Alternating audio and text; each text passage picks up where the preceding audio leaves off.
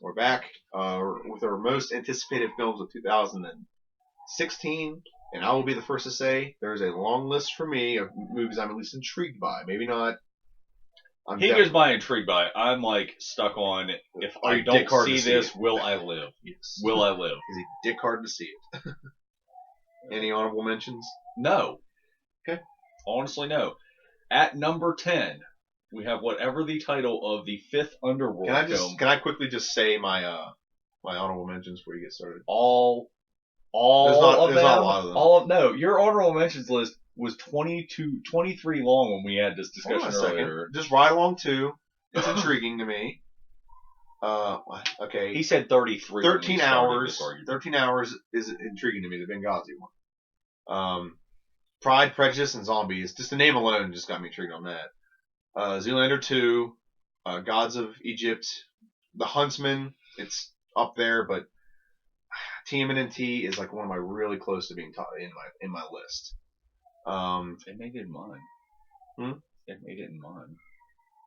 Michael Bay's directing it, so. Now You See Me Too, Star Trek, the new Star Trek movie. Pete's Dragon's getting a revamp, so I'm curious of what that is going to look like. Ben-Hur, I don't know what that means. Maybe it's a TV movie. It's a dangerous movie to make because the original one, a lot of people died in the chariot race. Like, a lot of people died. And it cost a lot of money to make that movie. And then that's it. So go ahead. Sorry, I just want to throw my honorable mentions out there. I'll probably think of some as they're doing it. And I saw the one you're talking about. The fifth Underworld movie. They didn't have a title for it. Yeah, but that's fine. They're bringing back Kate Beckinsale. They're sticking with the Underworld thing. What? No, I haven't. That's a good one. It's not perfect, but it's good popcorn cinema. I enjoyed it. I love it. I just love the Underworld franchise. Rise of the Lycans. Yeah. There's one after that, right? There's one after that. Yeah, I haven't seen that one. I love them all. I absolutely love them all. I just like the characters. I like the way they depict. I don't want to see it. Who doesn't want to see her? Well, but no, I'm just saying, like, I like the way they depict vampires and lycans. That's my favorite depiction of vampires and lycans. Hands down. Throughout movie history. I like the way they do it. Twilight's not up there for you? Fuck no! Fuck no! Double fuck no! Fuck you and fuck no! Double fuck you. Double fuck you. Double fuck you. Double fuck you and yes. Double fuck you. Tommy. Double fuck you. Fuck you, Betty. Fuck you, Betty. Then at number 9 we have Teenage Mutant Ninja Turtles because I thought when they redid it a couple years ago, it was pretty fucking fun. It was a very enjoyable film, and I like popcorn cinema, as we've discussed, so there. Star Trek Beyond, the only reason that's actually so... I want to time out for you for a second. I remember when we saw that, because that was the day we went down to Buffalo Wild Wings and got our draft kit. Yes. Yeah. Good day. Yeah, good day. After that is Star Trek Beyond, number 8. The only reason it's at number 8 is because the trailer really hasn't given me jack shit. Yeah. It showed me some cool scenes, but it hasn't really, like... There's a lot of This is where the Enterprise is going now. There's okay, well, a lot I of know. fans that bitch about the new version of Star Trek. What the hell? They did a fantastic job. Well, this is what it said. It's not Star Trekky enough for them. And the reason why it's not Star Trekky enough, because if you make it Star Trekky, you're not going to have people watching it. Because not enough people are Star Treks to make enough money to keep producing Star Trek movies. No, there's not enough Trekkies out there to make money off of. And I get their point. I've seen all the original series, not so much of the next gen, which if I had time, I absolutely would. I would love to watch that. I've seen every single movie, and I've absolutely loved every single movie. I saw the original series. All 3 franchises. One of the first ones I saw on Netflix. One of the first series I ever watched all the way through on Netflix. All 3 franchises. Absolutely loved every movie they've done. Yeah. There's not, I can put them in order from least favorite to most favorite, but for the most part, there hasn't been one that I walked away from and I'm like, what the fuck did you do that for? And best. First Contact was good too. That's one of my favorites. Wrath of Khan's like the best. Wrath of Khan is the best by far. No one's gonna argue that fact. Like actually, Star Trek: The Motion Picture, I think would be at the bottom of my list. No, I actually kind of like it because it kind of goes back to like an actual voyage of a ship. I don't know. It's just okay. Go ahead. X-Men Apocalypse. Nice. I'm hoping it leads into the Age of Apocalypse. I'm really. It would suck if they summed it up in one movie. That would really suck. That would blow hard. I'd hate every minute of that. I don't think they're gonna. After that, we have Suicide Squad. Nice. Dawn of Justice. Batman versus Superman. Yep. I actually have Doctor Strange above that, only because I'm more of a Marvel guy than I am a DC guy, so there's just a little personal preference. Mine's not in order, by the way. I think this is in order. The movie that seriously in the last 2.5 weeks has got me fucking rock hard for summer is ID4 Resurrection. I'm not gonna lie. I saw that trailer. I don't care if Will Smith's not in it. The prequel. Like we were sitting in IMAX watching fucking Star Wars, and that trailer rolled, and there was a bunch of fuckers in front of us going, "Well, Will Smith's in it, so I'm not gonna go fucking watch it." I'm like, "What are you fucking him?" Well, he's not dead. He's not in it. He died. They have it in. He's dead. He's dead. If you go to the actual site, they showed how he died. Yeah. Yeah, he's a test pilot. And he fucking gets killed in 2007 or something like that. Whatever. And actually, Will Smith wasn't. I don't think they even approached him to ask about it because he was really upset about it. Yeah, he had a thing on a little interview or something on it. He was pretty pissed off, but I don't think they thought they could afford him. I think that's the problem. And I don't think they Jeff Goldblum's actually gotten pretty good. He had like a television show he was in lately, and they have Bill Pullman. Yeah, they got Bill Pullman back. All those guys, so they did really well with recasting. Is it Paxton? Damn! Get out your IB. IMDb's up. Step in one of the other Bill Pullman. Well, no, who? I think it's Bill Pullman. I do think because Bill Pullman played Captain Sky. ID Money Sign. Is that what it hit? Yep. That's not wrong. Oh, he is pissed. Come on now, buddy. We'll be done in like 5 minutes. He's really pissed. How did I get a 6.9? The fuck? They should have got a higher rating than that. It was a good action movie. Bill Pullman, okay. So anyway, I'm super geeked for that. By the way, there's another Spaceballs 2 coming out. They're actually making Spaceballs 2. They're the search for more money. They're not calling it that. It's something else, but they're literally making a Spaceballs 2. He was writing a script. He's been writing a script for 3 years. Mel Brooks got greenlit to produce it. He's actually getting the biggest budget he ever had. Oh, this is going to be amazing. Oh, it is going to be amazing. We should do a top 10 Mel Brooks back. movies. Top 10 Mel Brooks movies. 10? There is 10. Okay. I'm confident in that. I think I have 10 of them. I don't have 12 chairs though. Well, that's different. It's still him. Well, I'm just saying. It's just different. I know. Okay. Civil War. Captain America. Mm-hmm. Hugely geek for that one. No, I kind of worried down all 10 of his movies. Go ahead. And then number 1 on my list, of course, is Deadpool. Deadpool, more Deadpool, not enough Deadpool, give me some more Deadpool. Like, every trailer, everything. You can ask anyone who's friends with me on Facebook. My fucking Facebook is inundated with Deadpool shit. And I gave a forewarning like 7 months ago that prepare to get Deadpooled because you're going to get Deadpooled. And Ryan Reynolds, I fucking love him in just about everything he's in. Actually, I love him in everything he's in. I have yet to see a movie of his, and I'm kind of like, fuck that, I'm not watching it. Like, even that crazy-ass thing where the voices in his head were the voices of his fucking pets in his house. Still funny as shit. Still awesome. Buried, probably one of the best movies that never got any fucking credit ever. You know that one. Yes. It was such a good fucking movie.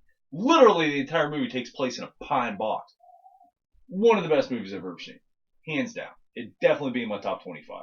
Well, right there off the top of my head. Oh, hold on. Blazing Saddles. Oh my god.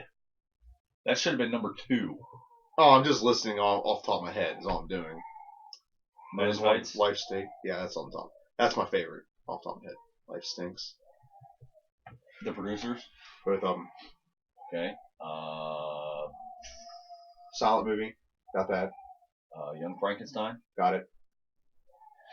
Young Frankenstein, Robin Hood Men in Tights, History of the World Part 1, Silent Movie, Producers, Spaceballs stuff. Shit, that's the whole reason we even started this conversation. Producers 2, Dracula, Dead and Loving It, Blazing Saddles, Life Stinks, Spaceballs. I wouldn't even want to take time to rank them because they're all just funny shit. I know there's one. Oh, High Anxiety. There we go. That was probably one of his worst ones because this wasn't a lot of material at all. That was a little different. It was different, but it's definitely one of his movies. God, there's one more. All right, well let's. Sorry.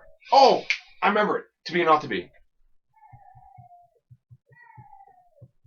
Remember? You remember that one? No. He's an actor. He's an actor in Poland during the Nazi incursion. Mm-hmm. And whenever he's doing his Hamlet monologue, he has a wife, and whenever he does his Hamlet monologue, a guy gets up and leaves, and he goes down there to like not have sex, but like make out with his wife or whatever.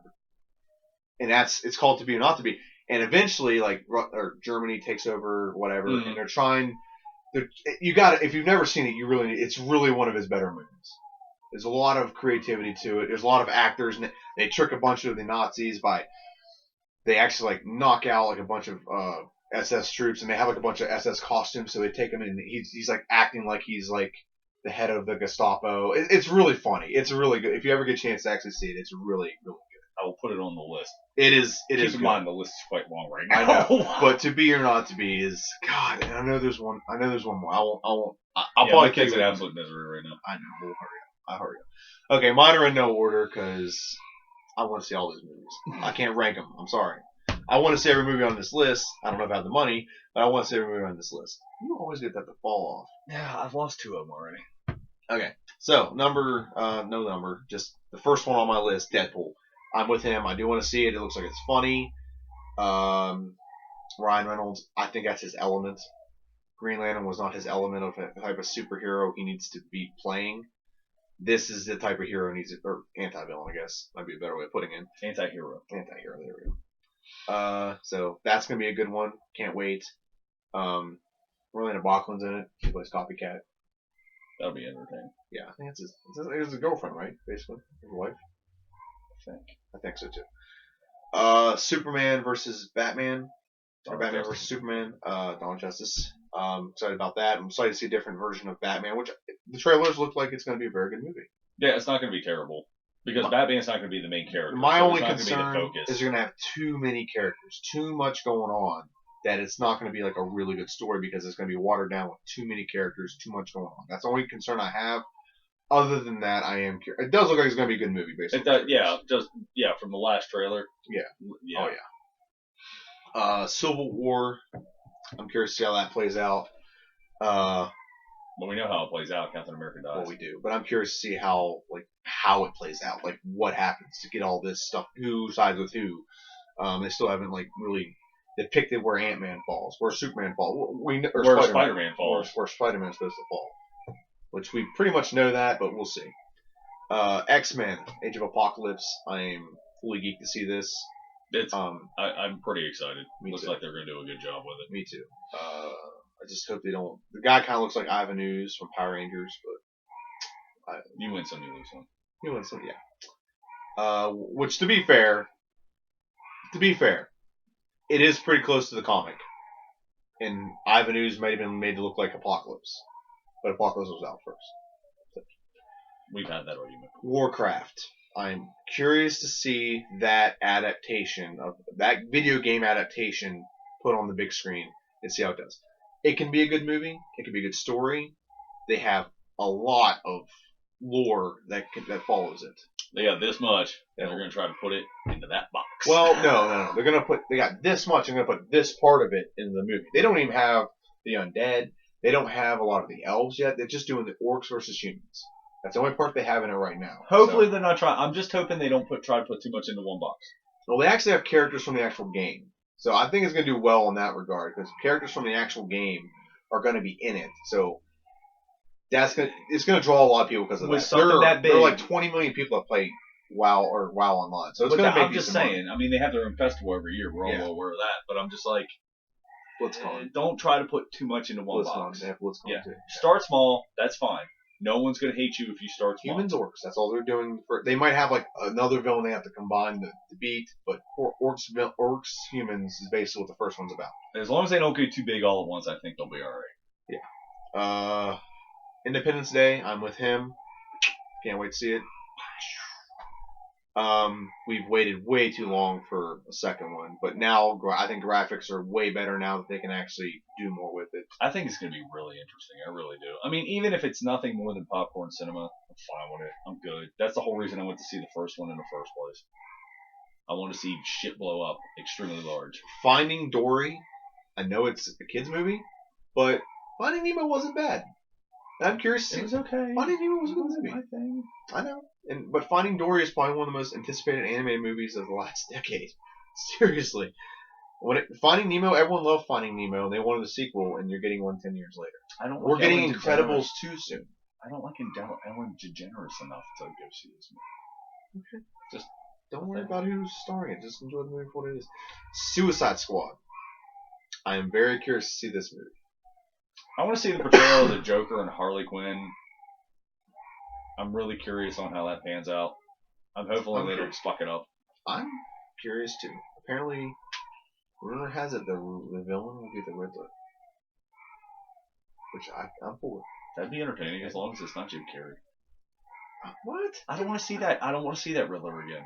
If they're going so dark and deep with the rest of these characters, the Riddler has to be dark and deep too. Like he has to be Gotham level dark and deep. Gambit.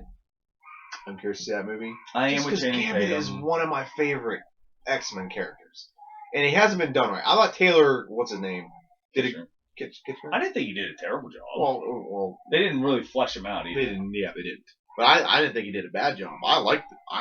Gambit is one of the best, in my opinion, one of the best X-Men characters. He's very dynamic. He starts good. He goes bad. He's very dynamic, right? He's got a lot of levels to him, man. And he can kind of center Rogue a little bit. The only person with balls enough to kiss her. Yeah. Doctor Strange. I'm very curious to see that movie. Benedict Cumberbatch is one of the best actors of the last 5 years. Easily. Oh yeah. Hands down. Have you seen any of the? I've seen some of the stills. I mean, have you seen any of the his Sherlock Holmes? Yeah. Okay, just making sure. Yeah, he did a great Wrath of Khan. Oh my God, was he good as Khan? Well, he did a fantastic job. No, I enjoy his shit. I've seen the stills. It looks like they're gonna stay. And he looks like what you would think Doctor Strange looks like. They're playing this one very closely to the hip. I'm just hoping it doesn't backfire on them. It's a different kind of story. That's the thing. Like Ant-Man was a little different, but this is way different. Everyone understands science and aliens, but now we're taking the Marvel Universe over to the magic level of it. Yeah. So that's going to be hard for a lot of people to digest. We shall see that. Yeah. Rogue One, I'm intrigued to see because we've seen Star Wars movies, and I've seen Star Wars animated movies and animated shows. I'm curious to see their anthology and how the anthology will play out. I'm very curious to see that. I'm interested. I'm not dying. Because this movie is supposed to be about what's the first attempt to take down the Death Star. No, it's the first attempt to get the plans to the Death Star. Oh, so that's the first battle that the rebellion actually wins. So this is episode 4 or pre-episode 4 when they get the plan. Yes. Okay. And what's his name? I can never think of the pilot's name. The pilot who's in episode 4, episode 5, and episode 6 who survives it. I drink way too much to fucking answer that question. I'm gonna find it really quick. I'm sorry. And I gotta message him back in a second. But it's supposed to be starring that pilot, and he's supposed to be one of the masterminds that gets these plans. Okay. And I thought a lot of something spies died getting us those plans. That was in the third one to get the plans. In the second one, because the second one was actually significantly bigger than the first one. That's right. Still not as big as the Star Killer. Yeah, Star Killer was basically attached to a planet. They built it. Yeah, into a planet. Yeah, so that's why it was significantly bigger. Still trying to figure out the physics on that one. Kind of like opening a black hole inside of a planet and then controlling it. Episode 4 and episode 6. And 6. I think he was in 5. I just don't remember seeing him. Let's just call him Red Leader and call it back. Red Squadron. What's his name? Is that it? No, it's not Porkins. He died in the first one. Yeah, Porkins died. The fat guy always does. Wedge. Okay. Wedge Antilles. Yeah. Antilles, who is supposed to be the most decorated pilot in the history of the rebellion. Apparently, the movie is supposed to be starring him. And it's his ascension to being a good pilot. Okay. I mean, I don't know if he's force sensitive, but the fact that he survives as long as Luke in the Battle of the Death Star, and then he survives the second assault on the Death Star, and he's like one of the few that survive, along with the Millennium Falcon. That's pretty amazing. That you're like one of the few to survive, and I've told you the flaws. The Yeah, but fighting. Lando is not force sensitive. Oh, you don't know. We are not. No, I'm not fucking doing. Well, this again this okay. week. Do you I'm at least not agree with doing me this to a degree again. that Han Solo is somewhat force sensitive? Maybe. Okay.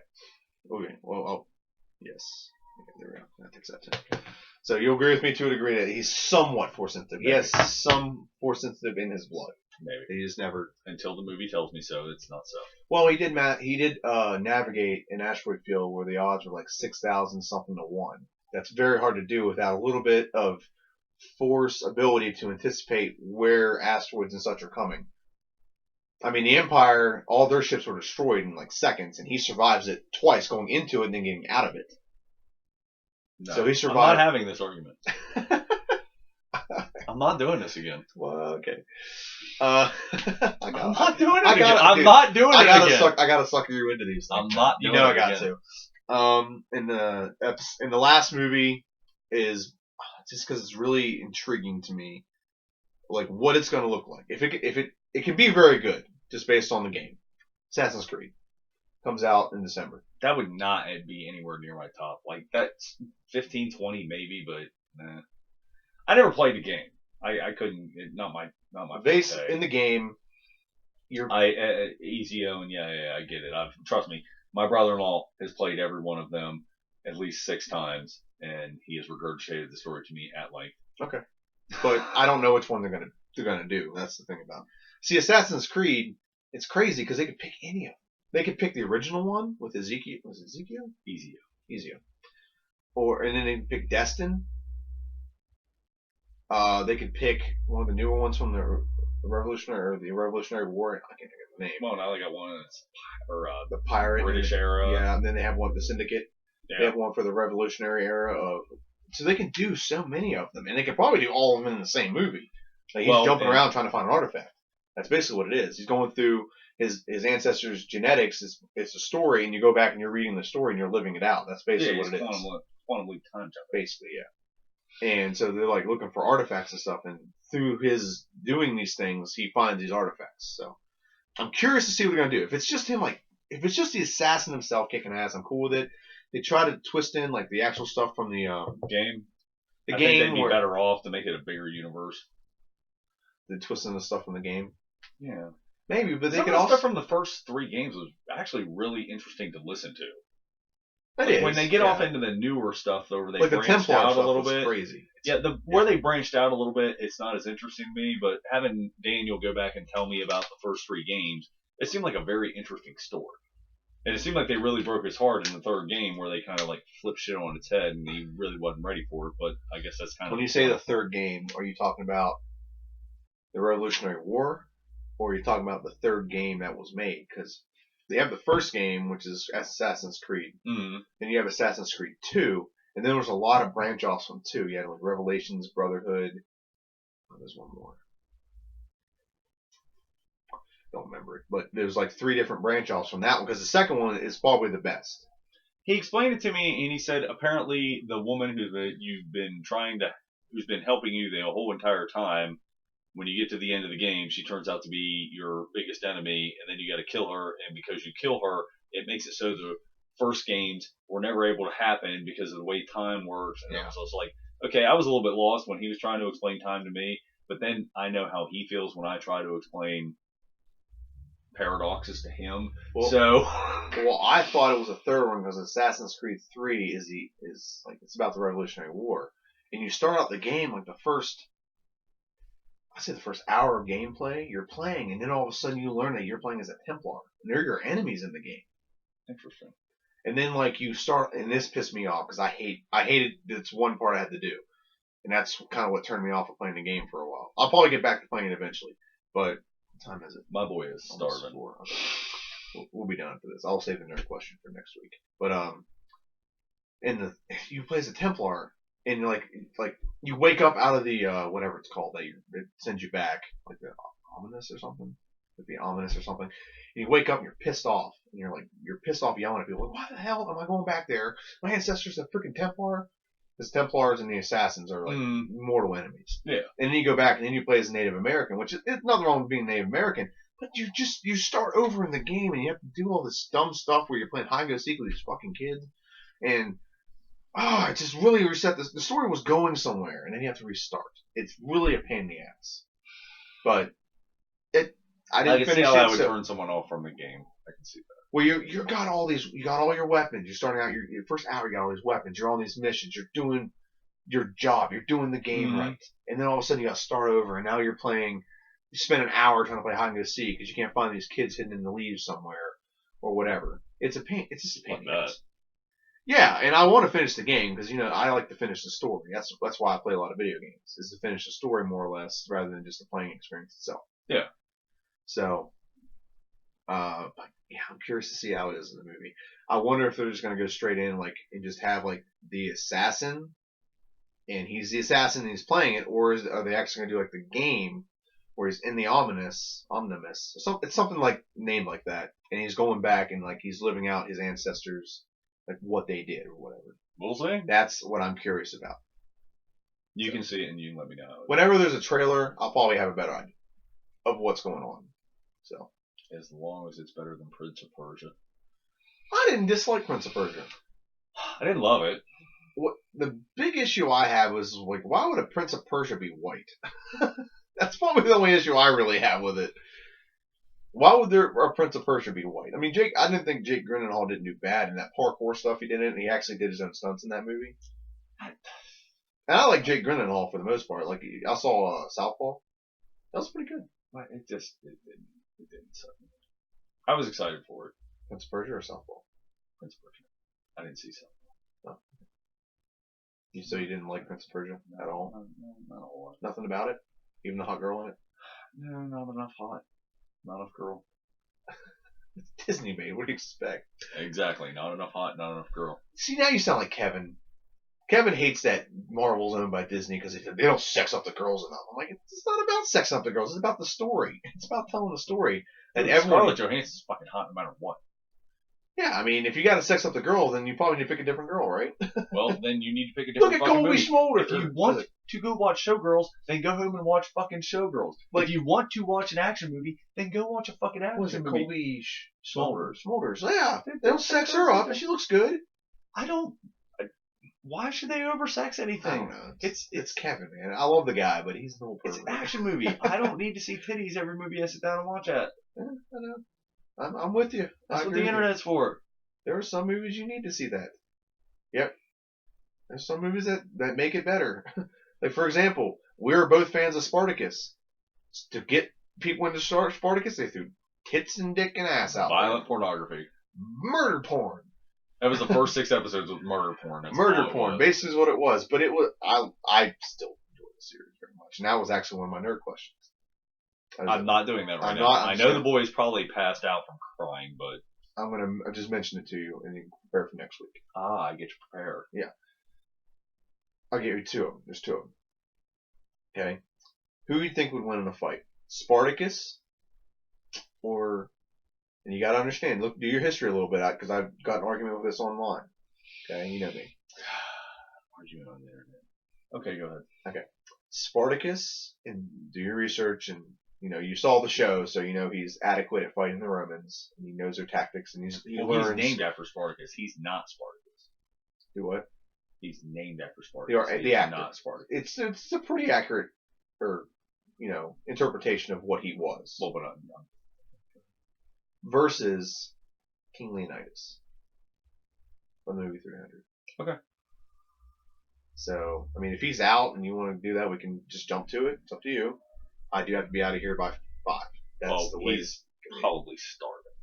Probably, but if he's sleeping, I don't want to wake him. But so that's one. And the second one you can pick or choose on this. It's up to you. There's 2 other ones that I saw. One is Robert E. Lee versus Napoleon. That's not exactly nerd. That's more historical accuracies, which in my opinion, Napoleon wins that hands down. Because Napoleon's just a better tactician. I would have to I would have to read the 2 oldest, moldiest books up there in order to understand that one, because that is the Life and Times of Napoleon Bonaparte, volumes 1 and 2. Oh, you have that? An original copy of that. Oh man. I'm gonna have to borrow some books. If you fall to that chair on the podcast, it's going to be great. No, this chair is not falling through. And then the other one is, who would win in a battle? The Dwarven army of the Hobbit. Or what was the other one? Oh, wow, those are old, moldiest. Let's see if I got the picture of it real quick. Oh, wow. Contents of volume second. Is that in French? It's not in French, is it? No, actually, I was able to find an American reproduction. Very nice, man. That's impressive. 1828. Very impressive.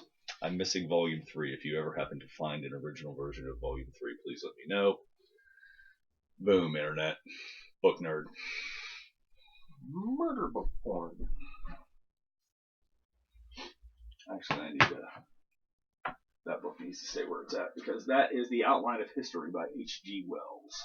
And that is a first edition as well. You got all my books here, right? Have you started Percy Jackson? I haven't started jack shit. I'm just curious. It's not up there. That's what I was asking. The first one. Yeah, they're right there. Those are the 3 you gave me. Oh, okay. I didn't give you the first one. Everything you gave me is right here. Okay. Just curious. So we did that one, and the other one would have been the Dwarven army versus the Romans. From Lord of the Rings. Dwarven. It's not from Lord of the Rings. It's from The Hobbit. So if you haven't seen The Hobbit, we can just totally skip that one. We're gonna have to because I haven't seen The Hobbit. I don't have 9 hours to stay. You don't have to see the. You just have to see the last one. Fifth Army. Okay. That's based. Don't do that. We'll just do the Spartacus Leonidas one. We'll do my that. quick rendition of that, of the latter one, the last one we talked about. I guess the form. I don't know, whichever, however you word that. Is as long as it's a distance battle, it's the Romans fight to win. If it gets too close, the dwarves are stronger. They have better armor. They would probably win that battle up close. But the dwarves don't have siege work. They don't have distance weapons, so on and so forth. But they're excellent masons.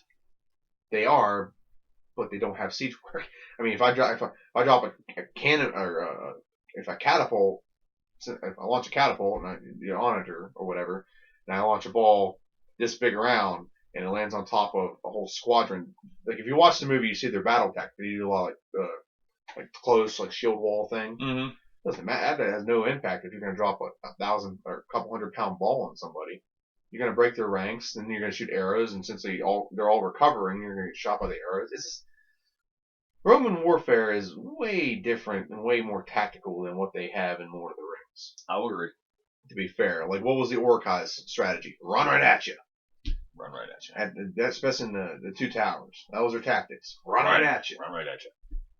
With big spears. What are big spears going to do when you're having a wall that's 100 feet high? Not a whole lot. Not a whole lot, but just why they have the damn ladders and shit. But still, tactics. I just see it. If it's close, if you got in close quarters, I think the dwarves will win because they're just stronger. They have heavier weapons.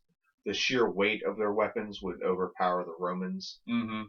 That's where, because they don't use like swords. They use war hammers that have a lot of weight. They're all masons. They're all fit, strong, like miners. Yeah. You know.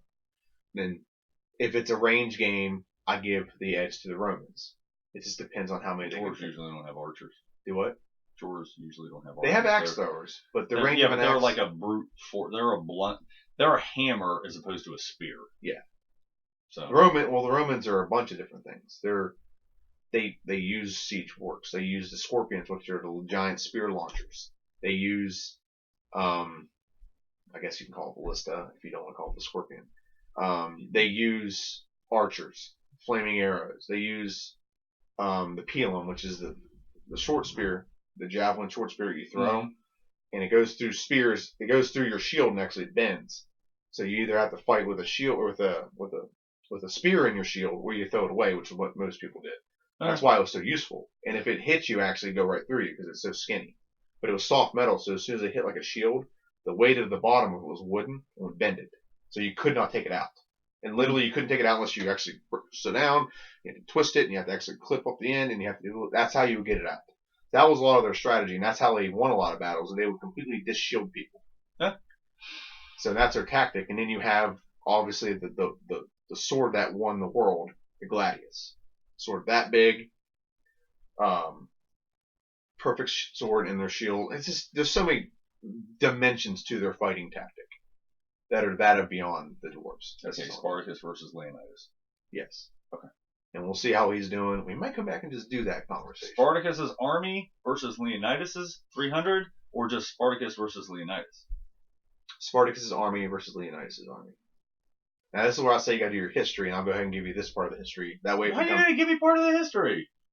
I want to actually do my research. Son. Spartacus had an army that ranged between 100,000 to 150,000.